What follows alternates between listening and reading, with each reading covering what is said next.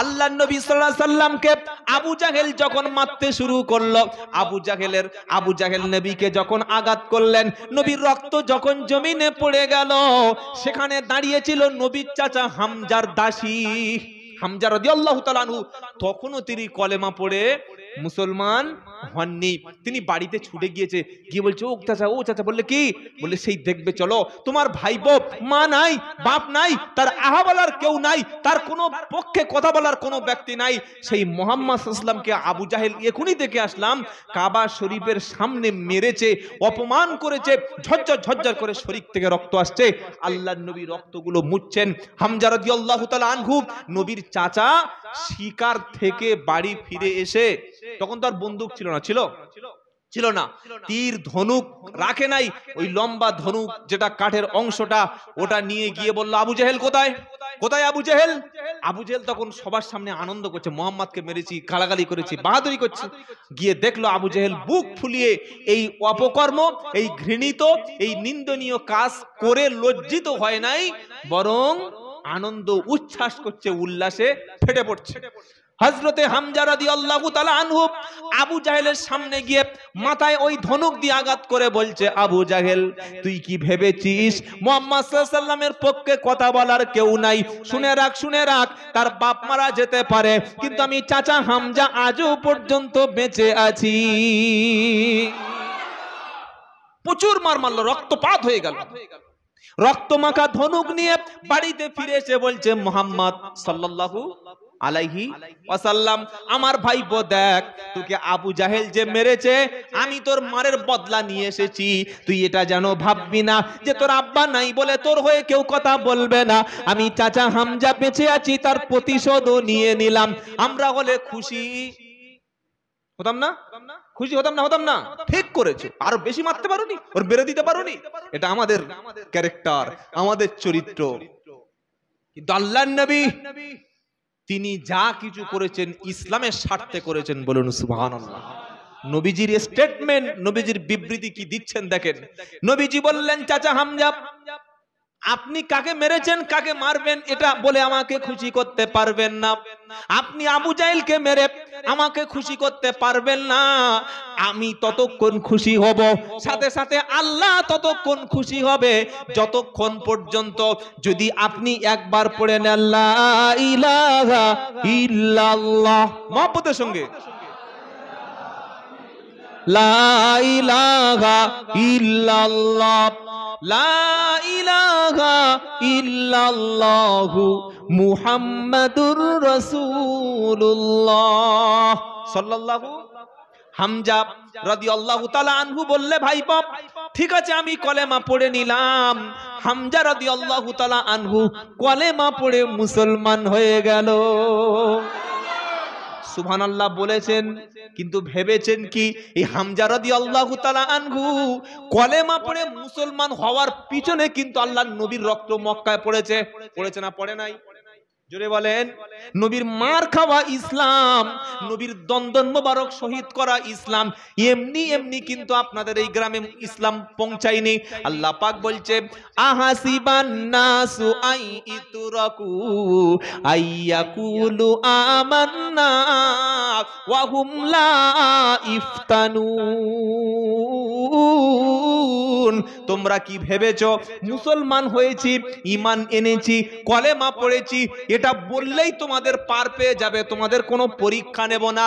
আবার একই কথা সূরা বাকারা 214 নম্বর আয়াতে একটু ঘুরি আল্লাহ পাক অন্যরকম বলছে, আম হাসিবতুম আতাদখুলুল জান্নাতা ওয়ালাম্মা ইয়াতিকুম মাসালুল লাযিনা খালাউ মিন ক্বাবলিকুম মাসাতহুমুল বাসাউ ওয়াদ-দাররাউ ওয়াজুলজিলু হাত্তা ইয়াকুলার রাসূল ওয়াল্লাযীনা আমানু মাহু মাতা নাসরুল্লাহ আলা ইন্না নাসরাল্লাহি করিব। জোরে বলুন সুবহানাল্লাহ। আম হাসিবতুম, তোমরা কি ভেবেছো, ধরেই নিয়েছো, ভেবেই নিয়েছো আনতাদখুলুল জান্নাতা, যে এমনি এমনি জান্নাতে চলে যাব। এই দাড়ি আছে, টুপি আছে, ৮০,০০০ টাকার গরু কুরবানি দিয়েছি, আর ইনশাআল্লাহ বছরে একদিন বাড়িতে মিলাদ হবে, এমনি এমনি জান্নাতে চলে যাব। আল্লাহ পাক বলছে না, তোমাদের আগে ইসলাম এনেছে যারা, তোমরা যে ইমাম আবু হানিফা রহমতুল্লাহর ফলো করো, তাকে কিন্তু জেলখানায় শহীদ করা হয়েছে। ইমামে হাম্বল আহমদ বিন হাম্বল রহমতুল্লাহর সত্য কথা বলার জন্য, কলেমা প্রচার করার জন্য দুটি হাত 20 থেকে 22 দিন খুঁটিতে বেঁধে কিন্তু হাত ডিসকানেক্টেড করে দেওয়া হয়েছে। আল্লাহু আকবার। একজনও আলেম ছিল না যে হাক্কানি আলেমকে জেলে যেতে হয়নি, মার খেতে হয়নি। তোমাদের আগে কলেমা পড়েছিল যারা, ইসলাম কবুল করেছিল যারা, জেল খাটতে হয়েছে, জুলুম নির্যাতন হয়েছে, মার খেতে খেতে শেষ হয়ে গেছে। আল্লাহর নবী সাল্লাল্লাহু আলাইহি সাল্লাম একদিন কাবা শরীফের ছায়ায় তিনি বসেছিলেন। হযরতে খাব্বাব রাদিয়াল্লাহু তাআলা আনহু নবীর পাশে বসে আছেন, আরেকজন সাহাবা বসে আছেন, নাম হলো ওমর ফারুক রাদিয়াল্লাহু তাআলা আনহু। খাব্বাব রাদিয়াল্লাহু তাআলা আনহু পিঠের কাপড়টা, পিঠের অংশটা একটু তুলেছে, পিছনে এত বড় বড় গর্ত দাগ হয়ে গেছে। ওমর ফারুক জিজ্ঞাসা করলে, ভাই খাব্বাব, এটা কিসের দাগ, এটা কিসের গর্ত? খাব্বাব রাদিয়াল্লাহু তাআলা আনহু বললে, ভাই ওমর, তুমি কি জানো না, শুধুমাত্র কলেমা পড়ার কারণে, শুধুমাত্র মুসলমান হওয়ার কারণে সারাদিন আমাকে পেটানো হয়েছে। পিটিয়ে পিটিয়ে যখন আমাকে আল্লাহর রাস্তা থেকে সরাতে পারলো না, তকবাকে একদম উনুনের উপরে, কয়লার আংরা আগুনের উপরে, উপরের দিকে মুখ করে আমাকে শুকিয়ে দেওয়া হয়েছে। পিঠের কাপড় পুড়ে, চামড়া পুড়ে, গোশগুলো পুড়ে গিয়ে চর্বি গলে সেই আগুন নিভে গেছে, সেই দাগ আজও পর্যন্ত পিঠ থেকে সরে যায় নাই। সাহাবারা মার খেতে খেতে নবীর কাছে বলল, ওয়াল্লাযীনা আমানু মাহু মাতা নাসরুল্লাহ, হে আল্লাহর নবী, কবে আসমান থেকে সাহায্য আসবে? আল্লাহ কি আমাদের সহযোগিতা করবে না? নবী বললেন, চুপ করো, তোমরা ধৈর্য ধরো, আলা ইন্না নাসরাল্লাহি করিব, আল্লাহর সাহায্য তো আমাদের খুব নিকটবর্তী। কাশ্মীরে মার খাচ্ছে মুসলমান, রোহিঙ্গায় মার খাচ্ছে মুসলমান, আফগানিস্তানে 20 বছর মার খেয়েছে মুসলমান।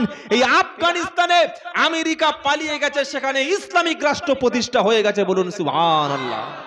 আজকের ফিলিস্তিন 1948 সাল থেকে 2023 পর্যন্ত শিশু হত্যা করে দেয়া হলো, নারীদেরকে ধর্ষণ করছে এই ইহুদি নৃশংস জাতিরা, প্রত্যেকটা মসজিদে বোম্বিং করছে, হাজার হাজার মানুষকে শেষ করে দিচ্ছে।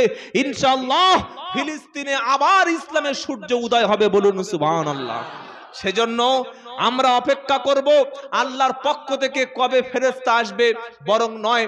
আল্লাহ পাক বলছে, মুসলমান হওয়ার অর্থ হলো জান এবং মাল, এ দুটি আল্লাহ রাস্তায় বিলিয়ে দেওয়া। যারা জান দিতে পেরেছে, মাল দিতে পেরেছে, আমি আল্লাহ জান্নাত তাদের হাতে তুলে দিয়েছি। বলুন সুবহানাল্লাহ। আল্লাহর নবী সাল্লাল্লাহু আলাইহি সাল্লাম যখন মক্কার জমিনে কোরআনের ব্যাপক একটা প্রচার শুরু হয়ে গেল, ঘরে ঘরে কোরআনের আন্দোলন তৈরি হয়ে গেল, আবু জাহেল বললে, মুহাম্মদ সাল্লামকে চিনো? বললে কি? বললো, একটা জাদুকর, ওটা একটা পাগল, ওর কাছে যেও না, কি বলছে শোনো না। আজে বাজে কথা বলতে শুরু করলো। মক্কার মানুষ দেখলো না, আল্লাহর নবী সাল্লাল্লাহু আলাইহি ওয়াসাল্লাম একজন পবিত্র মানুষ, তার জীবনে কোনো ভুল নাই, তিনি যা বলছেন আল্লাহর কালামটাই বলছে। মানুষকে যত বাধা দেওয়া হোক, মানুষ সত্য রাস্তাটা একদিন ফিরে পাবে। দলে দলে মানুষ যখন কলেমা পড়ে মুসলমান হচ্ছিল, আবু জাহেল, আবু লাহাব কি করলো জানেন? কাফেররা তখন এক কাজ করলো, বললো, এক কাজ কর, এভাবে মুহাম্মদকে ঠেকানো যাবে না। তার ইসলামী আন্দোলন, তার শিক্ষার আন্দোলন, সে যে ঘরে ঘরে তার হাতে কলেমা পড়ে মানুষ মুসলমান হয়ে যাচ্ছে, এটার থেকে রক্ষা করানোর জন্য সে যেখানে কোরআন পড়বে, সে যেখানে কোরআন শিক্ষা দেবে, সে যেখানে কোরআনের শিক্ষার আন্দোলনের ব্যবস্থা করবে, যেখানেই কোরআন প্রচারের ব্যবস্থা করবে, সেখানে তোরা দলে দলে গিয়ে বাধা দিবি। কি করবি? বাধা দিবি, গন্ডগোল করবি, হট্টগোল করবি। তারপরে যদি তোরা সফল হতে পারিস। কত বড় চক্রান্ত বুঝতে পারছেন? শিক্ষার পিছনে, কোরআনের পিছনে চক্রান্ত করে আসছে। আমি শুনে অবাক হয়ে গেলাম, বাংলার এখনো পর্যন্ত কিছু চামচিকে বক্তা, চামচিকে বোঝেন? চামচিকে বোঝেন না? এরা দিনের বেলায় দেখতে কথা বলে না পায়, দিনের বেলা চামচিকে দেখতে পায় পায় না, কিন্তু সূর্য বিশাল, এই বিশাল পৃথিবীর চাইতে 13 লক্ষ গুণ বড় সূর্য, চামচিকের কাছে আলো পৌঁছায় না, কারণ ওরা সূর্য কখনো দেখার চেষ্টা করে না, দেখার ভান করে, দেখার নামে নাটক করে। আজকের পশ্চিম বাংলার জমিনে যে মাদ্রাসা এবং যে শিক্ষা আন্দোলন মুফতি সাহেব জেলে দিয়েছেন, কেন বারবার বলছি, আপনারা নিশ্চয়ই তার ফল পেয়েছেন, আলহামদুলিল্লাহ বলেন। গাছ যখন রোপণ করা হয়, বৃক্ষ যখন রোপণ করা হয়, যেদিন গাছ পুঁতে দেন তার পরের দিন এইরকম বড় বড় আম হয়ে যায়, তাই তো নাকি হয়? গাছ পুঁতলে তার পরের দিন এরকম আম হয় না? না, গাছ পোঁতার পরে দুর্বল গাছ, তার পিছনে শক্ত একটা লাঠি দিয়ে বেঁধে দিতে হয়। আবার এই দুর্বল গাছকে যেন ছাগল বা কোনো পশুতে খেয়ে না ফেলে, তার জন্য ভালো করে ঘেরা দিতে হয়, ঘিরে দিতে হয়, হয় না? হয় না? তার গাছের গোড়ায় সার, সময় মতো পানি, ভালো করে খুশে দেওয়া, তারপরে পরিণত বয়সে গাছ যখন বড় হয়ে গেল, ঘেরারও দরকার নাই, লাঠিরও দরকার নাই, ফলও পাবেন, অক্সিজেনও পাবেন, গাছের তলায় ছায়াও পাবেন, আবার গাছটা মরে গেলে ওটা জ্বালানি কাঠ হবে, আর গাছটা মোটা হয়ে গেলে তক্তায় খাট করে, বিছানা করে, চেয়ার করে বসতেও পারবেন। সুবহানাল্লাহ বলেন। শিক্ষা আন্দোলন অনেক দিন আগে মুফতি সাহেবরা শুরু করে দিয়েছেন। যারা চামচিকে বক্তা আছো, যারা বলছে কেরালা মডেলে শাফি মাযহাব পড়ানো হয়, তো শাফি মাযহাব পড়ালে কি হবে? বলছে না, হানাফি মাযহাব থেকে মানুষ সব বার হয়ে যাবে। মানে বুঝতে পারছেন চামচাগিরি কাকে বলা হয়, চামচিকের অবস্থা বুঝতে পারছেন? তারা বলছে যে মুফতি সাহেবরা নাকি মানুষকে হানাফি মাযহাব থেকে দূরে সরিয়ে দিচ্ছে। যে মানুষটি সারা জীবন হানাফি মাযহাবের পক্ষে, বাতিলের বিপক্ষে আন্দোলন করে, বাহাস করে মানুষের কাছে সত্যটা তুলে দিয়ে গেল, সেই মানুষ হানাফি মাযহাব বুঝতে পারে নাই, উনি সহজ সজল করে কোরআন পড়তে পারে না। অধিকাংশ বক্তা, আমি চ্যালেঞ্জ করে বলছি, যারা কানে হাত দিয়ে সুর দিয়ে লম্বা লম্বা কথা মানুষের কাছে বলে হাদিয়া রুটি রুজি করে খায়, অধিকাংশ বক্তার কোরআন শরীফ সহি করে পড়তে পারেন না। তোমরা এসো এই মক্তবগুলোতে আবার পুনরায় ভর্তি হও, আবার বাচ্চাদের কাছে কোরআন শেখো। তোমার কোরআন সহি নাই, তুমি কিভাবে বক্তব্য করবে? বসিরহাট আল্লামা রুহুল আমিন রাহমাতুল্লাহ আলাইহি ওয়াজ শিক্ষা বলে একটা বই লিখেছে, কেউ পড়েছেন? পড়েন নাই? আহা, এই আমাদের ভালোবাসা। পড়বেন, পড়বেন, তবে কোনটা সত্য কোনটা মিথ্যা বুঝতে পারবেন, না পড়লে বুঝতে পারবেন না। শুনে কতটুকু হবে? ওয়াজ শিক্ষা বই লিখেছেন ফুরফুরার মেজো হুজুর রহমতুল্লাহ আলাইহি সুযোগ্য সাহেবজাদা সাইফুদ্দিন সিদ্দিকী রহমতুল্লাহ আলাইহি, তিনি আর দাওয়া বলে একটা বই লিখেছেন, বইটা আমি অনেকবার পড়েছি। তিনি লিখেছেন ওই সমস্ত বক্তার বক্তব্য করা উচিত যারা কুরআনুল কারীমটা সহি করে তেলাওয়াত করতে পারে, কুরআন পড়তে পারে না। নাহমাদুহু ওয়া নাস্তাইন, কোথায় কোন টান কিভাবে পড়ছে, কোনটা আলিফ, কোনটা এক আলিফ, আর কোথায় চার আলিফ টান, আর কোথায় ইকফা, কোথায় ঈদগাম, শুধু চালিয়ে যাচ্ছে। যে সহি করে কোরআন পড়তে পারে না, সেই বক্তার বক্তব্য শোনা উচিত হবে না। আরে তুমি কোরআন পড়তে পারো না, তুমি বক্তা হলে কি করে? সুতরাং আপনাদের গ্রাম, আমি মনে করি যেভাবে শিক্ষা আন্দোলনের জন্য ওলামায়ে কেরামরা দিন রাত পরিশ্রম করেছে, আর আপনারাও কোরআন শেখার জন্য যেভাবে সহযোগিতা করেছেন, ইনশাআল্লাহ এই রকম যদি চলতে থাকে কয়েকটা বছর, এমন একটা সময় আসবে বাপের জানাজা পড়ার জন্য, আপনার জানাজা পড়ার জন্য ইমাম লাগবে না, বরং আপনার জানাজা আপনার ছেলে আপনার সামনে দাঁড়িয়ে পড়বে। বলুন সুবহানাল্লাহ। বিয়ে পড়ানোর জন্য মৌলবীকে খোঁজ করতে হবে না, বরং ভাই তার বোনকে বিয়ে পড়ানোর মতো যোগ্যতা, সেই এবিলিটি ইনশাআল্লাহ তৈরি হয়ে যাবে। বলুন সুবহানাল্লাহ। দোয়া করানোর জন্য মানুষের কাছে হাত পাততে হবে না, হুজুর 500 টাকা নাও একটু দোয়া করে দাও, 200 টাকা নাও একটু দোয়া করে দাও, এটা বলতে হবে না।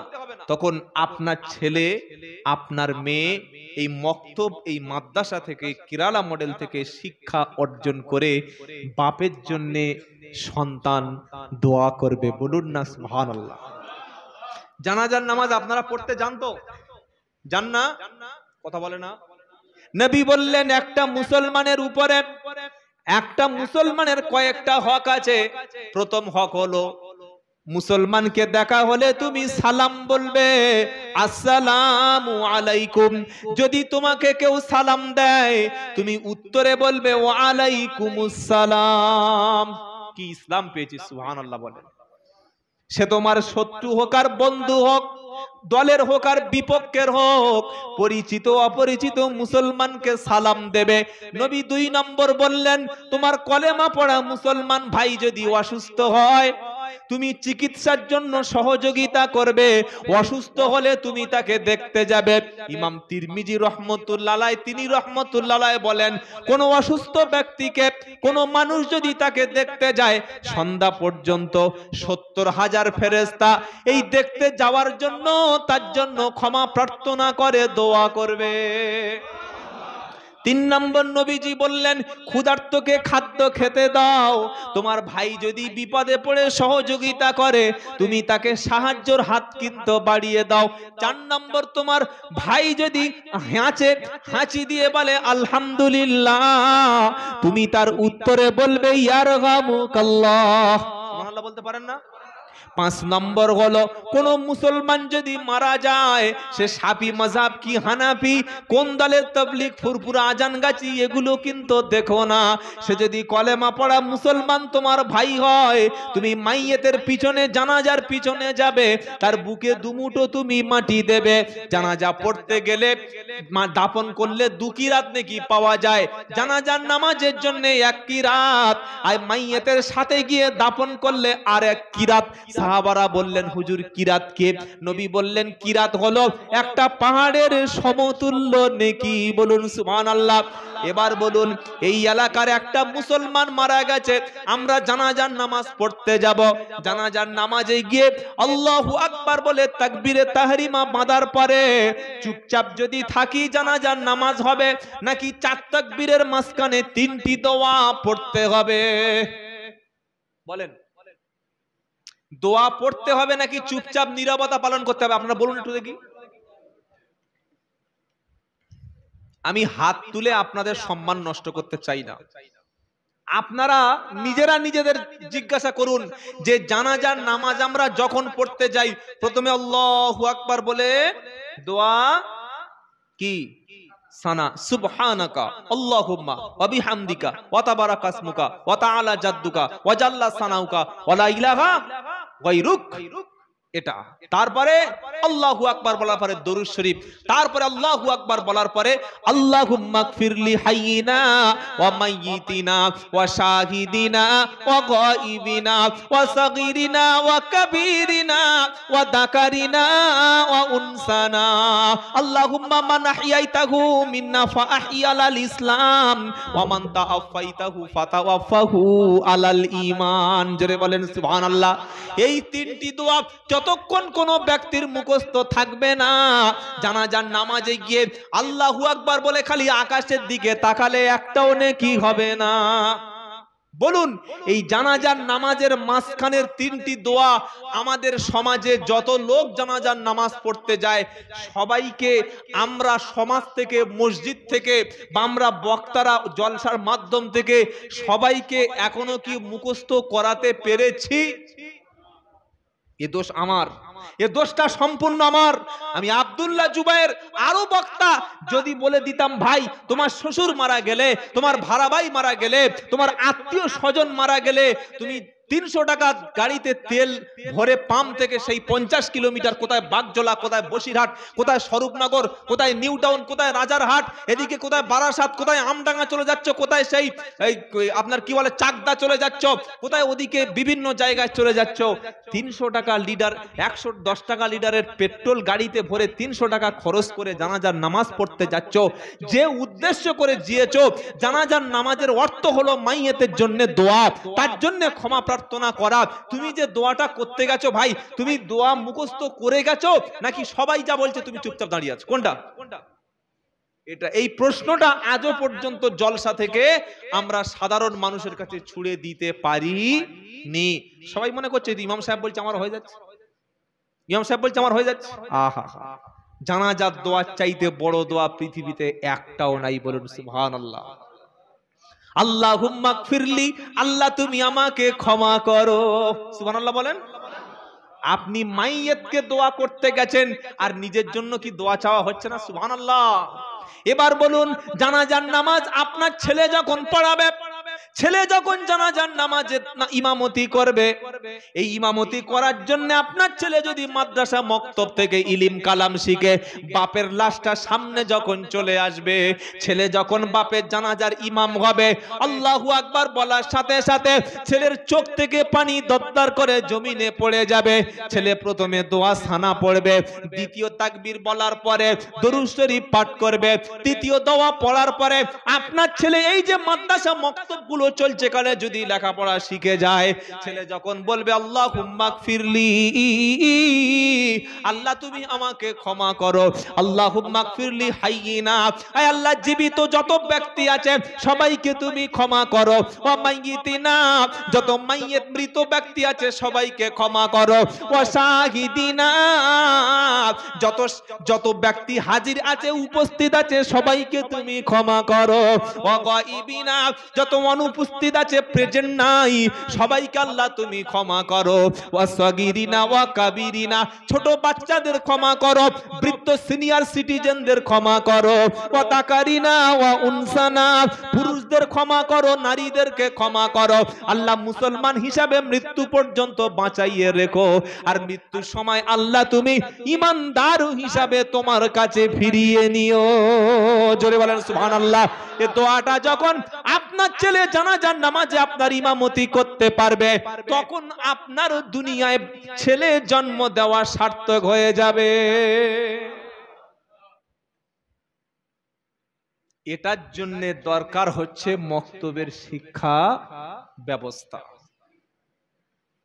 অনেক যুবক ছেলে আলহামদুলিল্লাহ ফিরে এসেছে, কিন্তু ছেলে যদি এইটুকু না মুখস্থ করতে পারে, বাপের জানাজার নামাজ হচ্ছে ছেলে ওযু জানে না, গোসল জানে না, নাপাক কাপড় পরে, পকেটে ছিল রুমাল, তাও আবার নাকের নোংরা মোছা মাথায় বেঁধে নিয়েছে, যা আছে কপালে আল্লাহু আকবার, ব্যাস হয়ে গেল। আসসালামু আলাইকুম ওয়া রাহমাতুল্লাহ, আসসালামু আলাইকুম ওয়া রাহমাতুল্লাহ। ওই যে জানাজা হয়ে গেল, কবরে যে মাইয়াতকে রেখে দিল, 3 দিন বা 4 দিন পরে একবার সবার সঙ্গে গিয়ে একটু মিছে মিছে কান্নাকাটি করে এসেছিল, সবাই বলছে তোর বাপ মরে গেছে, দোয়া কর, চল চল যাই। আর সেখান থেকে কখনো বাপের কবর জিয়ারত করে না। বাপের কবর যারা জিয়ারত করে না, আমার ধারণা, আমার বিশ্বাস, তারা কখনো সুপুত্র হতে পারে না। জিয়ারত, কবর জিয়ারত করলে দুটি লাভ হয়, সুবহানাল্লাহ বলুন। 1 নম্বর লাভ হলো জিয়ারতকারী ব্যক্তির লাভটা কি?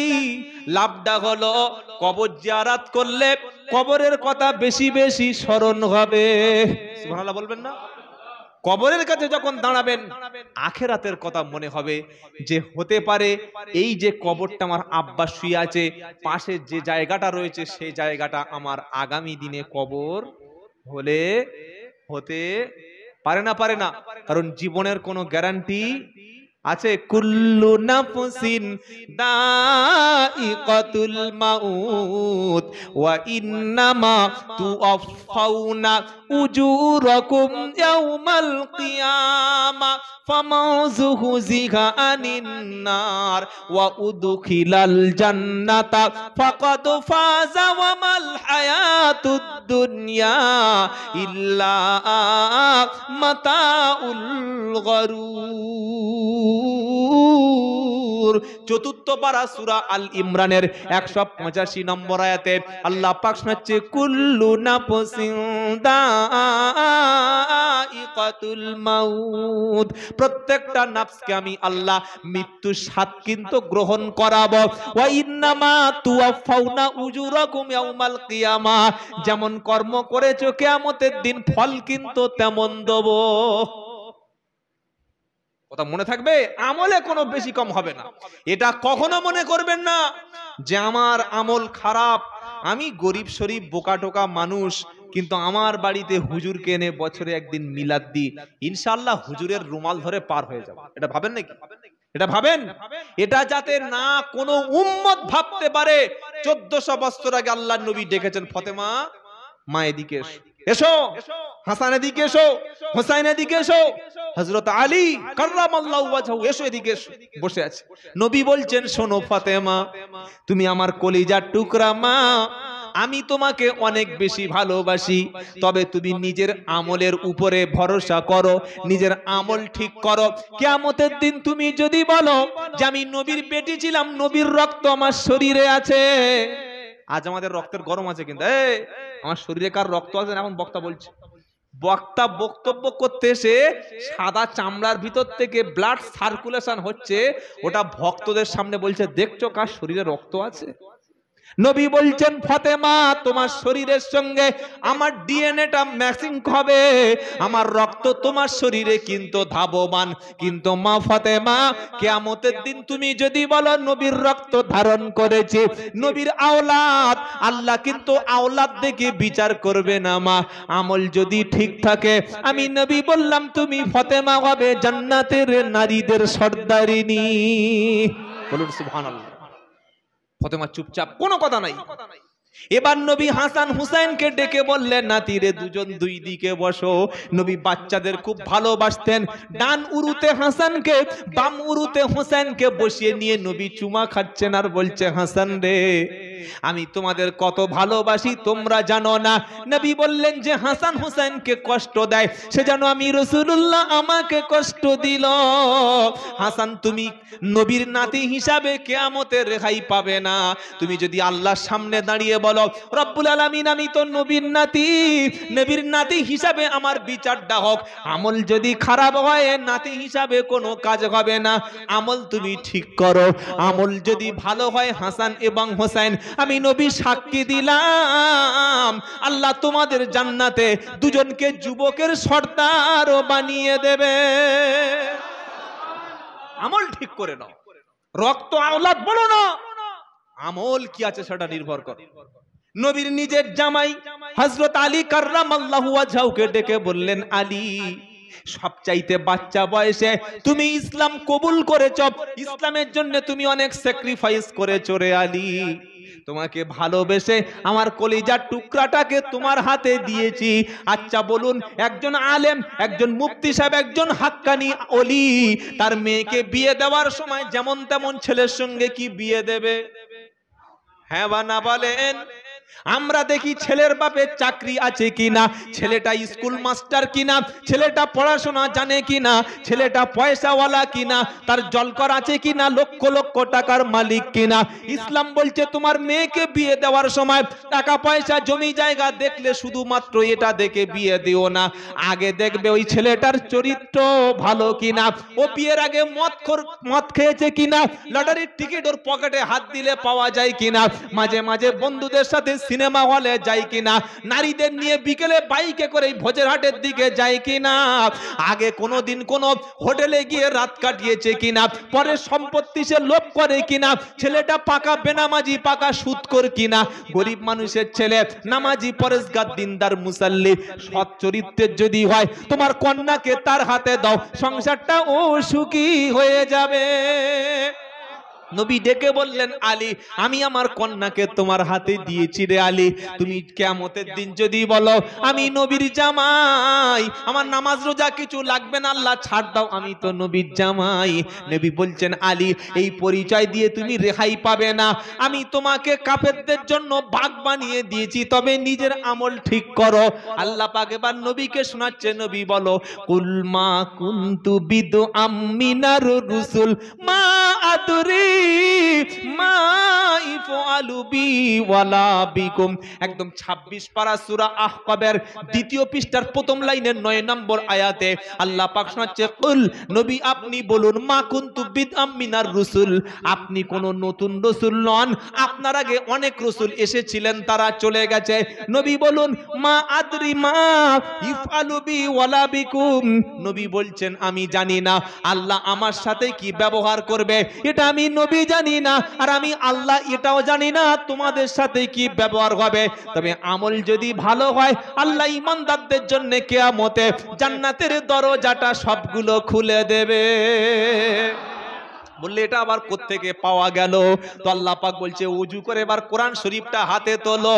ওয়াসিকাল্লাযীনা তাকাউ রাব্বাহুম ইলাল জান্নাতি যুমারা হাত্তা ইদা জাউহা ফুতিহাত আবওয়াবুহা ওয়া ক্বালা লাহুম খাযানাতুহা সালামুন আলাইকুম তিবতুম ফাদখুলুহা খালিদিন। 24 পারা 5 পৃষ্ঠায় 11 নম্বর লাইনে 73 নম্বর আয়াত, সূরার নাম জুমার। আল্লাহ পাক বলছে খোদা ভীরু যারা সুদের টাকা সবাই খেয়েছে, ও আল্লাহর ভয় করত বলে সুদের টাকা কখনো খায় নাই। সবাই জমি বন্ধক দিয়েছে, আল্লাহ থেকে ভয় করত বলে কখনো জমি বন্ধক দেয় নাই। সবাই মদ খেয়েছে, সমাজের গা ভাসিয়েছে, আল্লাহকে ভয় করে মদের বোতল ধরে নাই। জওয়ানি বয়সে বেশিরভাগ মানুষ নষ্ট হয়ে গেছে, আল্লাহর থেকে ভয় করে কখনো নামাজ কাজা করে নাই। আল্লাহর থেকে দুনিয়াতে ভয় করেছিল যারা, এই খোদা ভীরু মানুষদের জন্য আমি আল্লাহ ফেরেশতাদেরকে বলবো, ফেরেশতারা এদেরকে সংবর্ধনা সংবোধন ওয়েলকাম জানাতে জানাতে আমার জান্নাতের দিকে তোরা চালিয়ে নিয়ে চলে আসবি। জোরে বলো সুবহানাল্লাহ। জান্নাতে আমরা ঈমানদার খোদাভীরু ব্যক্তিগুলো যখন যাব, দরজাগুলো সব ভিতর থেকে খুলে যাবে। ফেরেশতারা বলবে সালামুন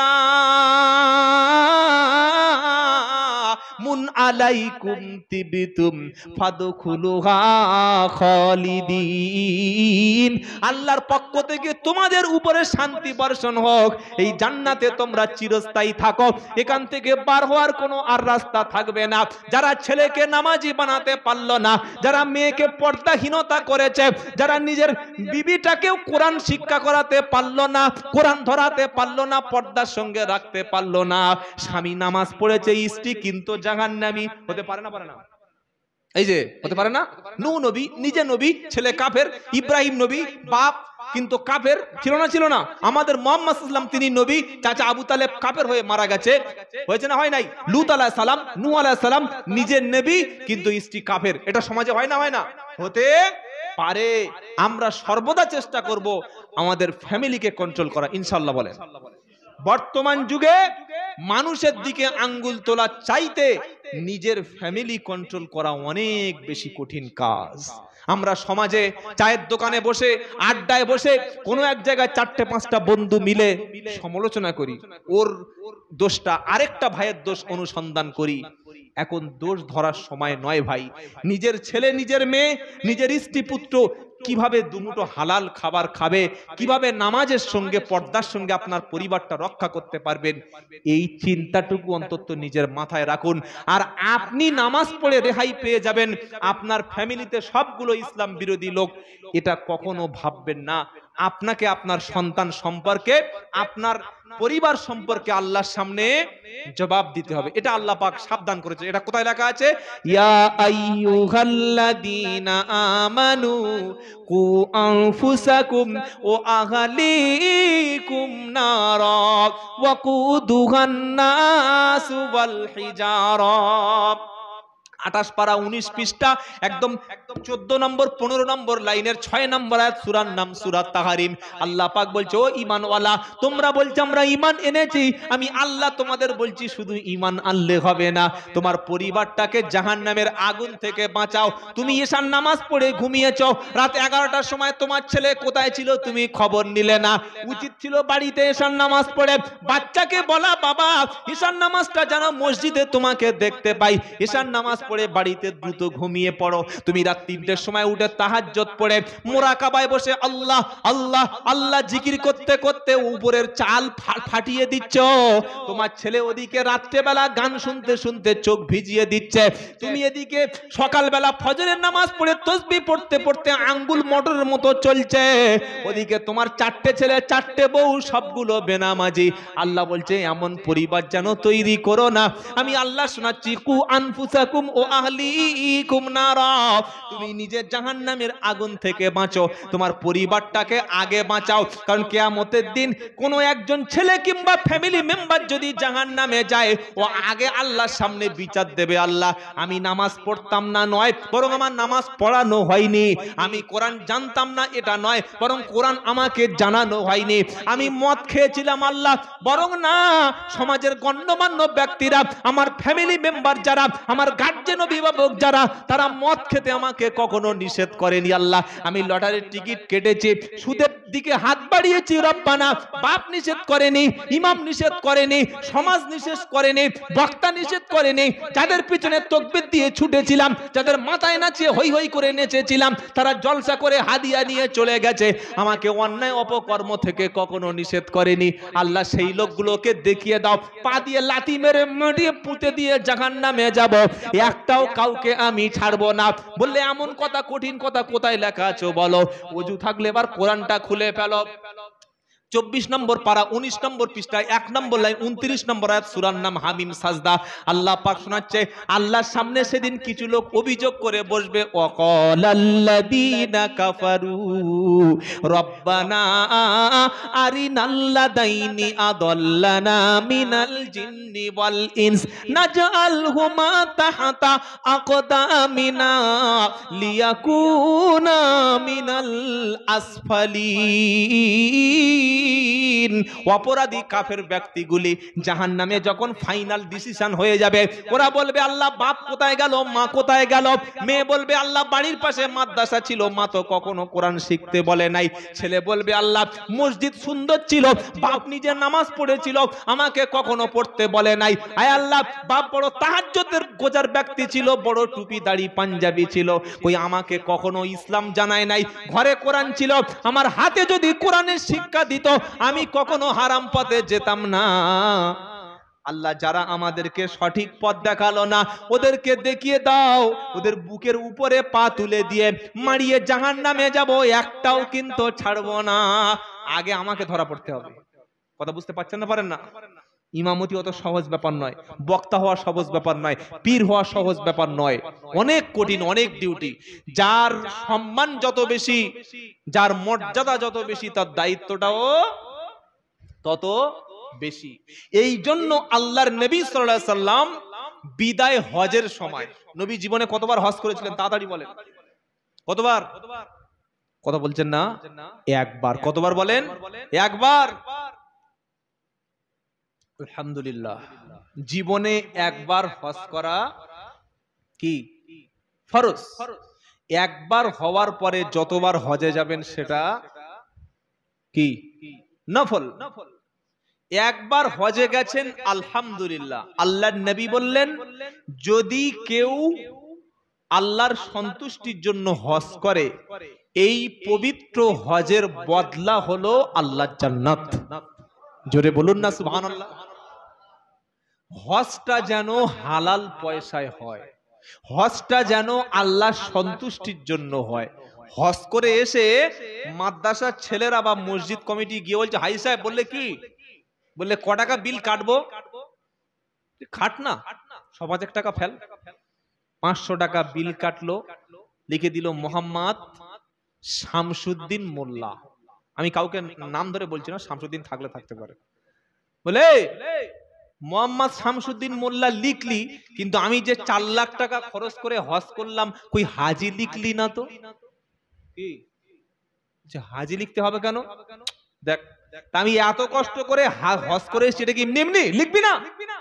ফের আরেকটা বিল কাট।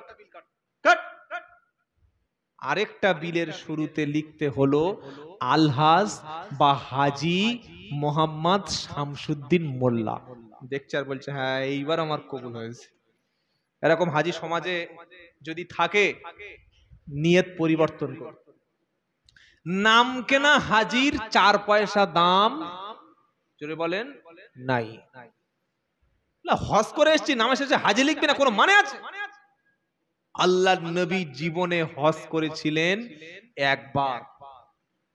যদি উদ্দেশ্য এমন হয় যে আমি 3 বার গেলে লোক ট্রিপল হাজি বলবে, 2 বার গেলে লোক ডবল হাজি বলবে, তাহলে এই হজটা আল্লাহর দরবারে কবুল হবে না।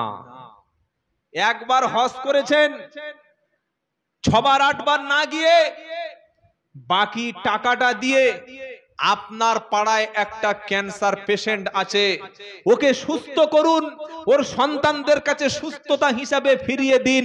নফল হজের চাইতে ক্যান্সার পেশেন্টকে সুস্থ করা ইসলামে অনেক বেশি ইবাদত আল্লাহর কাছে, বলুন সুবহানাল্লাহ। 100 মুসলমান শিক্ষিত পাড়ায় আছে, তারা কেউ কোরআন শরীফ পড়তে পারে না। ছেলেগুলো ইসলাম না জানার কারণে যে কোনো মুহূর্তে তারা বিভ্রান্ত হয়ে যাবে, যে কোনো মুহূর্তে তারা খারাপ পথে চলে যাবে। প্রত্যেক বছর লোক দেখানো হজ না করে জীবনে একবার হজ করে ওই টাকাটা দিয়ে তুমি একটা বিশাল মাদ্রাসা মক্তব তৈরি করে দাও। তোমার লোক দেখানো না ওই হজের টাকাটা দিয়ে একবার ফরজ হজ করে বাকি লোক দেখানো হজ বন্ধ করে ওই টাকায় যদি একটা ছেলেও যদি কোরআন শরীফ শেখে, এই সওয়াবটা তুমি কিয়ামত পর্যন্ত কবরে শুয়ে শুয়ে পাবে, বলুন সুবহানাল্লাহ। 10,000 টাকার গরু নয়, 60,000 টাকার গরু, তবে গরু কুরবানির প্রতিযোগিতা।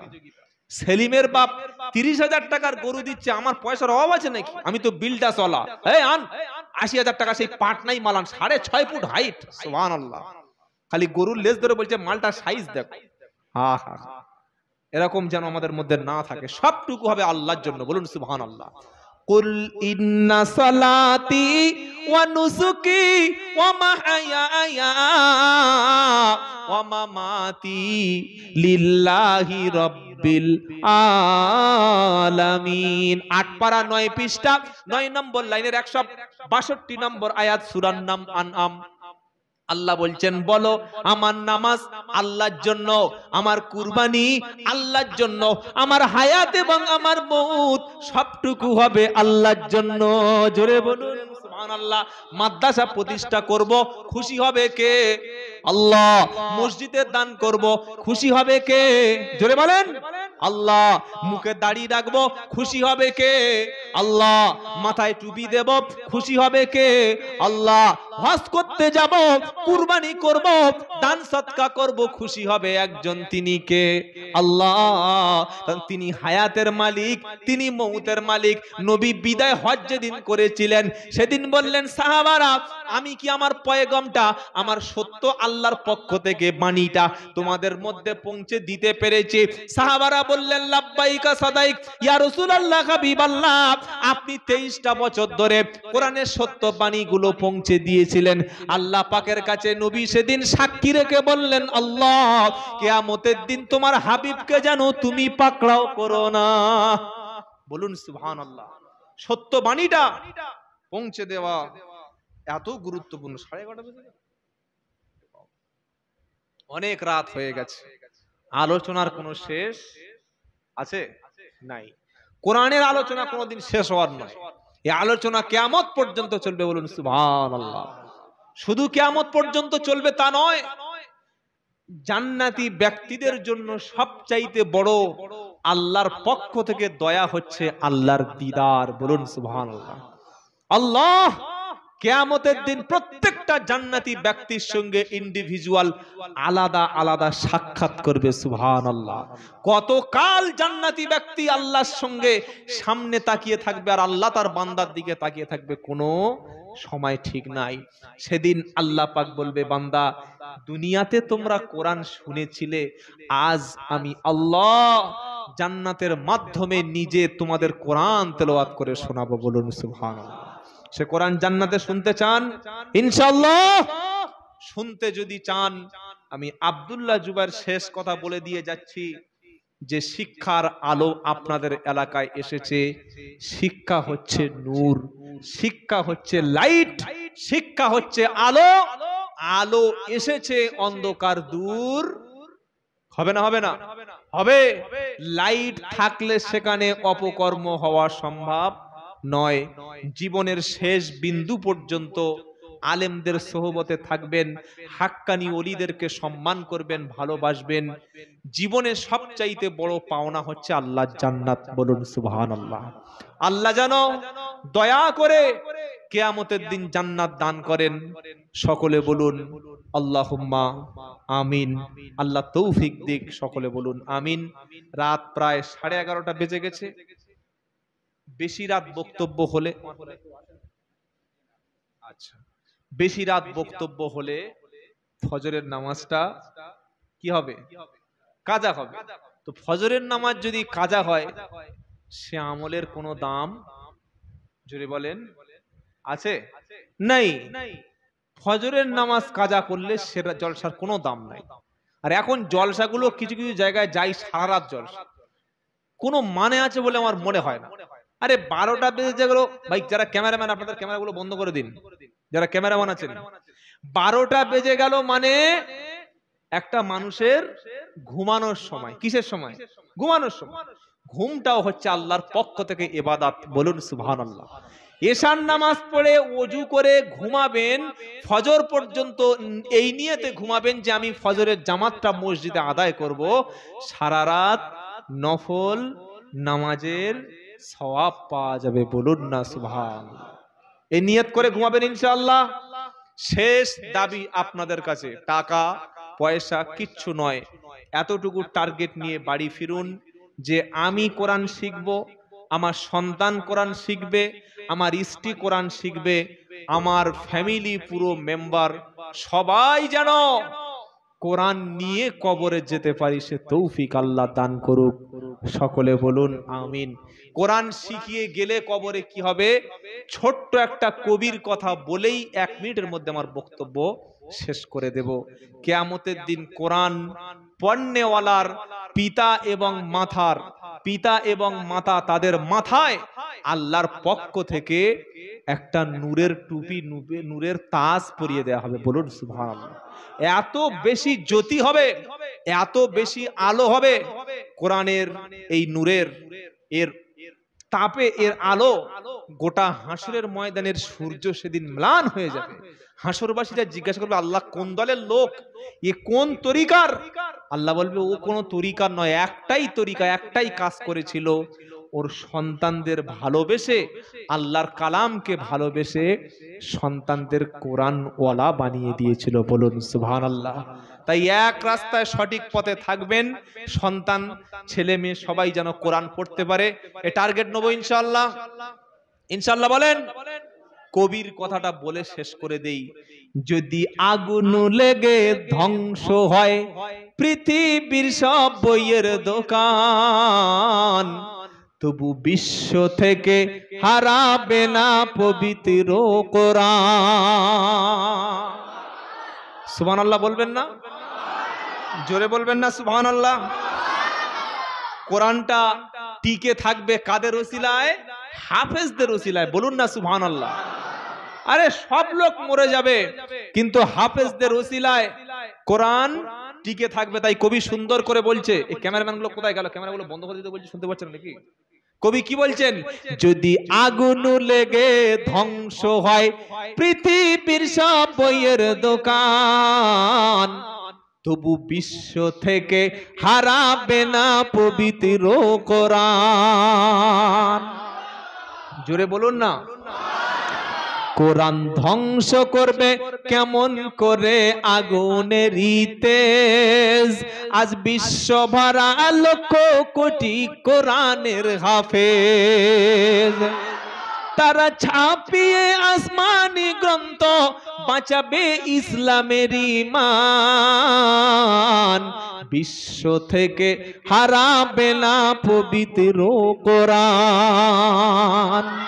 যদি আগুন লেগে ধ্বংস হয় পৃথিবীর সব বইয়ের দোকান, বিশ্ব থেকে হারাবে না পবিত্র কোরআন। অনেক আগে সে আলো আপনাদের গ্রামে চলে এসেছে। সুবহানাল্লাহ বলেন।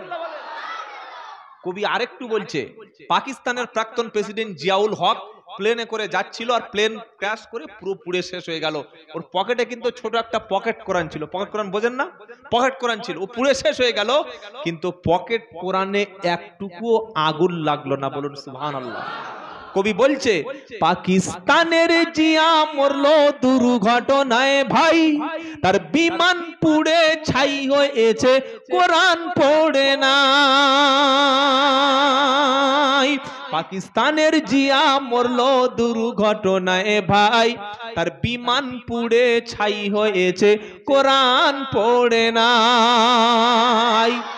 পৃষ্ঠা যেমন ছিল তেমন আছে, একটি অক্ষর হয়নি ম্লান, বিশ্ব থেকে হারাবে না পবিত্র কোরআন। যদি আগুন লেগে ধ্বংস হয় পৃথিবীর সব বইয়ের দোকান, বিশ্ব থেকে হারাবে না পবিত্র কোরআন। কোরআন ধ্বংস করবে কেমন করে আগুনেরই তেজ, আজ বিশ্ব ভরা লক্ষ কোটি কোরআনের হাফেজ। নারে তাকবীর, আল কোরআনের আলো। ইনশাআল্লাহ এমন একটা সময় আসবে প্রত্যেকটা ঘরে ঘরে হাফেজ তৈরি হবে ইনশাআল্লাহ, ইনশাআল্লাহ। আল্লাহ আমাদের তৌফিক দিক। সবাই নিয়ত করুন যে ছেলেদের হাফেজ বানাবো ইনশাআল্লাহ, বলেন বলেন ইনশাআল্লাহ। কেরালা মডেলের যে স্কুল চলছে এবং মক্তব চলছে, মাদ্রাসাতুল বানাত চলছে, প্রত্যেকে জান মাল দিয়ে এটাকে সমর্থন করবেন। যে যা পারে বলুক, আল্লাহ এবং রসুল আপনার পক্ষে থাকবে, বলুন সুবহানাল্লাহ।